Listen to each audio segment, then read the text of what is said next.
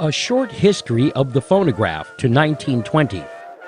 A great-great-grand music presentation featuring selections from its catalog. In 1857, Leon Scott, a French book printer with an interest in stenography, reviewed a customer's engraving of the anatomy of the human ear. He set about creating a mechanical replica to see if sound could be captured from the air. He took a small wooden barrel and layered the inside of it with plaster of Paris to form a cone. At the aperture end, he fastened a cap to hold a piece of parchment and then attached a boar's bristle to the center of it. The end of the bristle lightly touched a cylindrical drum, which could be rotated and shifted by turning a hand crank on a thread. Around the cylinder, he wrapped paper coated in lampblack. Any sound that went into the cone while cranking the cylinder caused the bristle to make a waveform tracing on the paper. Thus, it was proven that sound could be captured and recorded in a fixed form. Scott called this device the phonautograph. Since he was only concerned with documenting sound, he never developed a method to play back the tracings. In 2008, utilizing digital imaging and synthesis, Scott's phonautograph tracings were converted back into sound.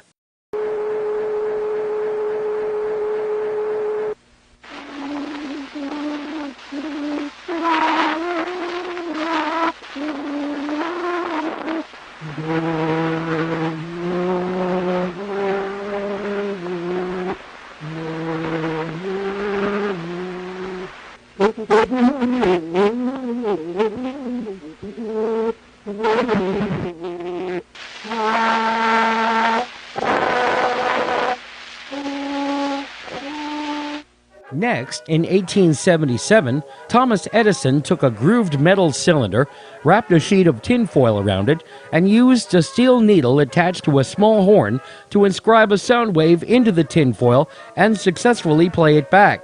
Edison's refinements were that he had replaced Scott's parchment with a thin disc of glass, and the tinfoil was rigid yet malleable enough to make an impression that could be mechanically traced and thus immediately reconverted back into sound.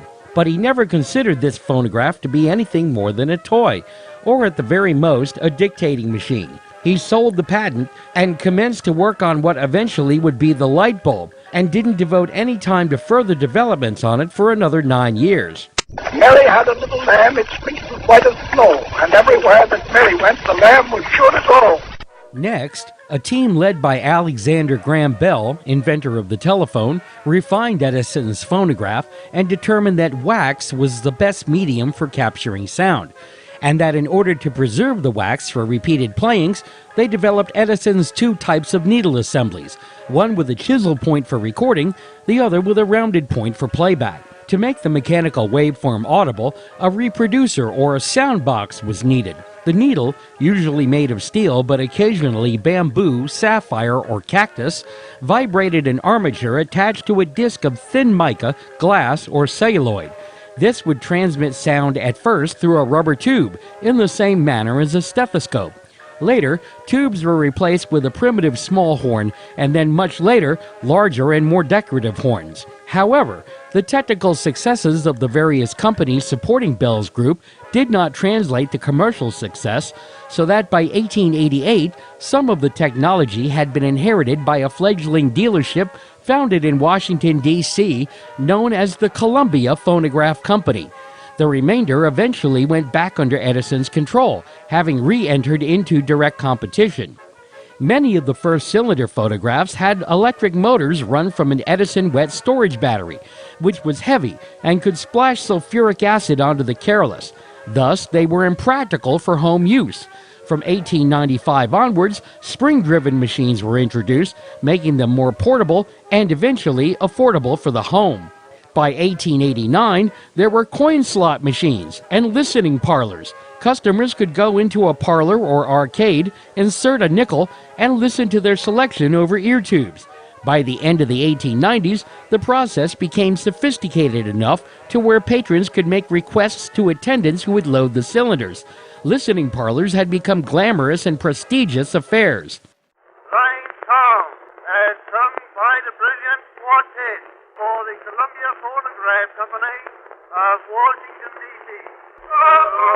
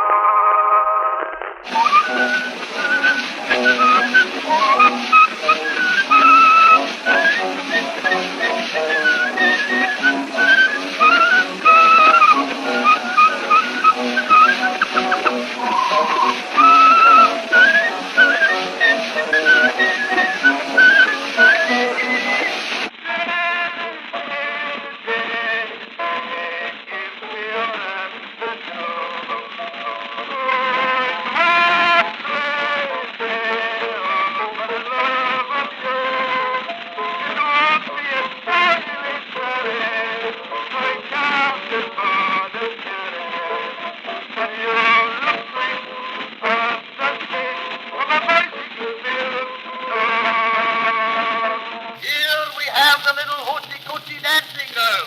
Come right inside now and see the little girl do the hoochie-coochie. Now then, it's $1 to see the little dancing hoochie-coochie girl. Move it up there, man, on the hoochie-coochie there.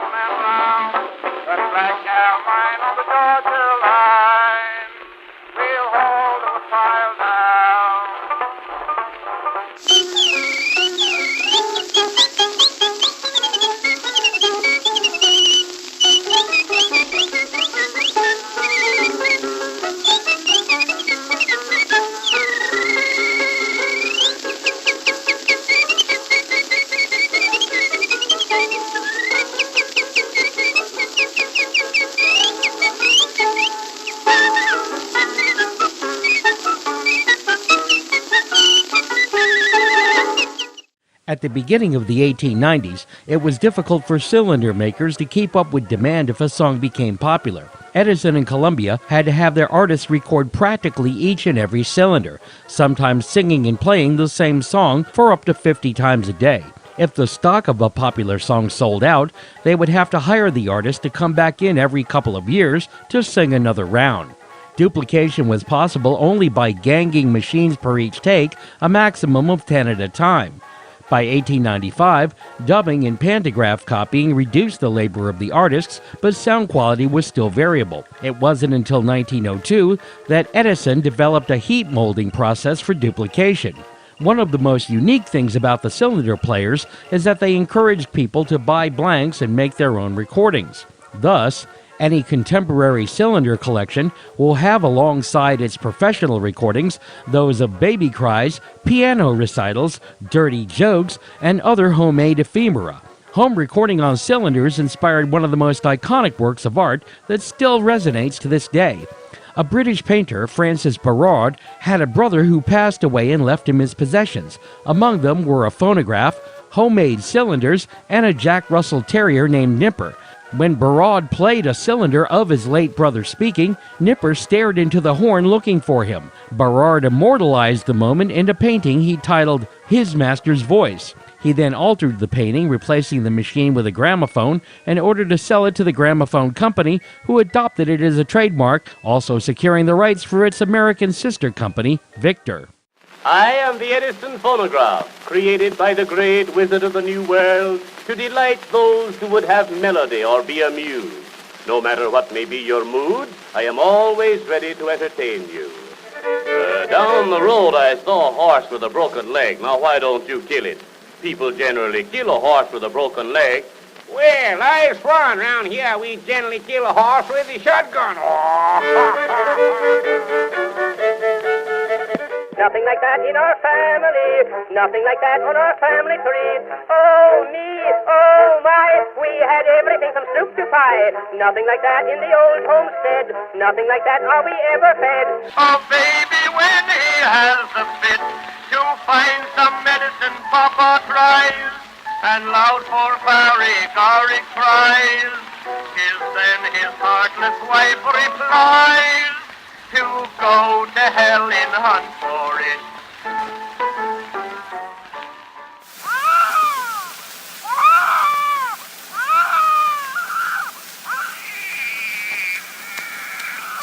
Baby's song, January 1st, 1952. Take in the sky, I take in the I took the back turn about a high tilt the fall. I hoop 'em up a tune called Turkey in the Store. When winter comes with snow and sleet, and me with hunger and cold feet, who says here 25 cents? Go ahead and get yourself something to eat. Go on. Nobody. Oh, don't tell me you won't get off at Buffalo. Oh, be quick and grab your clothes. Here's the hardest guy to wake, said the porter with a shake. They exchange some good hard blows. Oh, the poor gunner stuck up and he fired the man. With a crash through the window he did go. Then the man they should have woke in his seat says that's a joke. Put me off the train when you get to Buffalo. This is the girl that combs her hair and keeps her pants in good repair, and lays in the grass and spreads her thighs and says to the boys, "Are there my size?"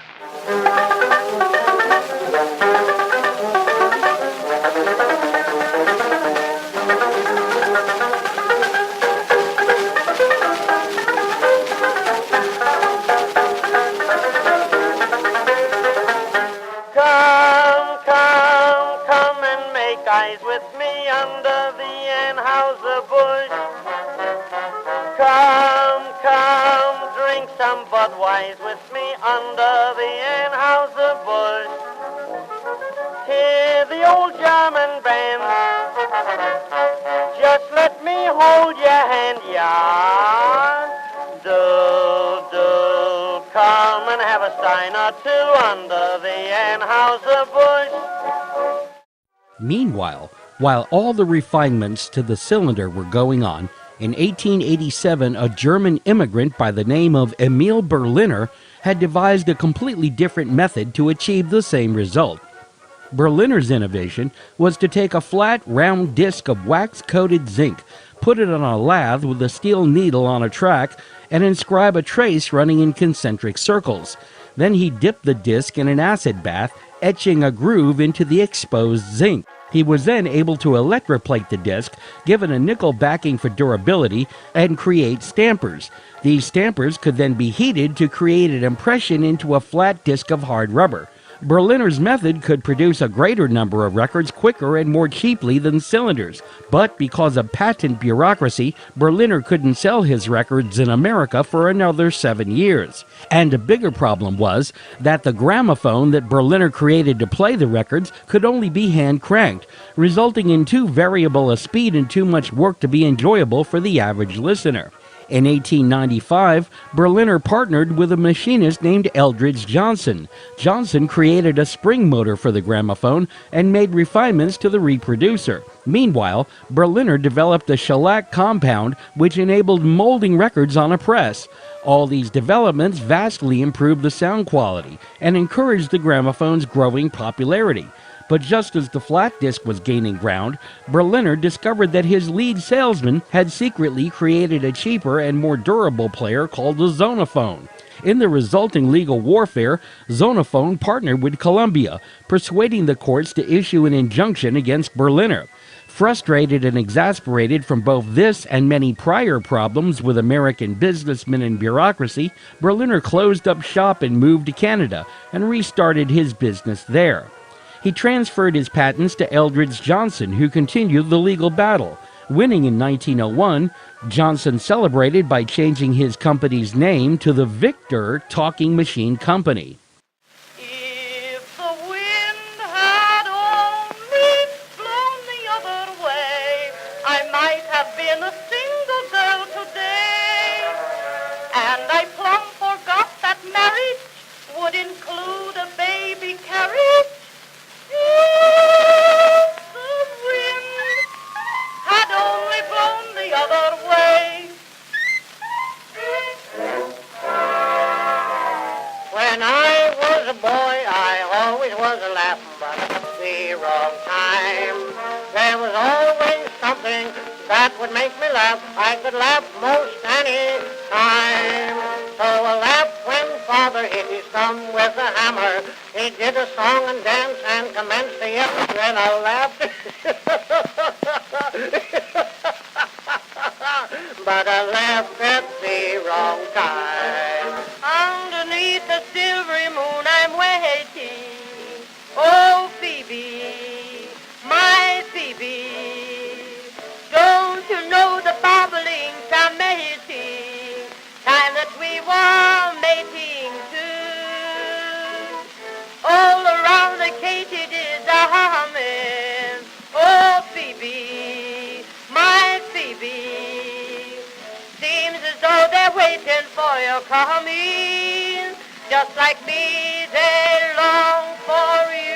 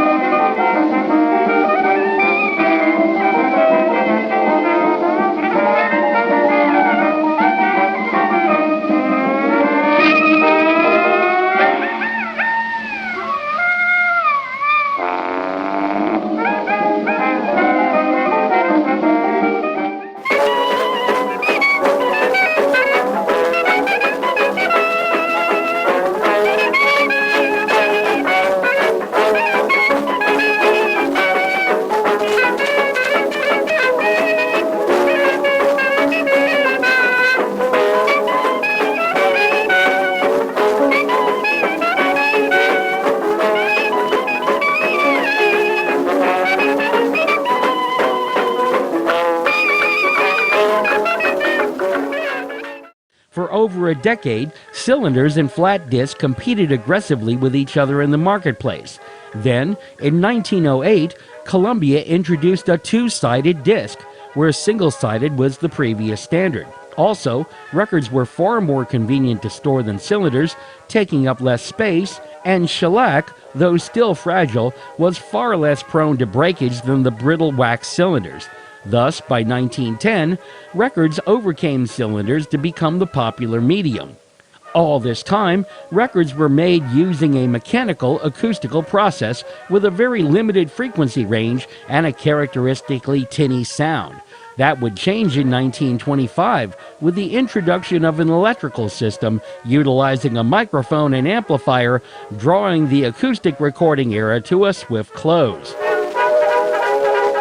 Discover your own favorites from the earliest history of recording by going to the UCSB Cylinder Audio Archive and the Library of Congress National Jukebox.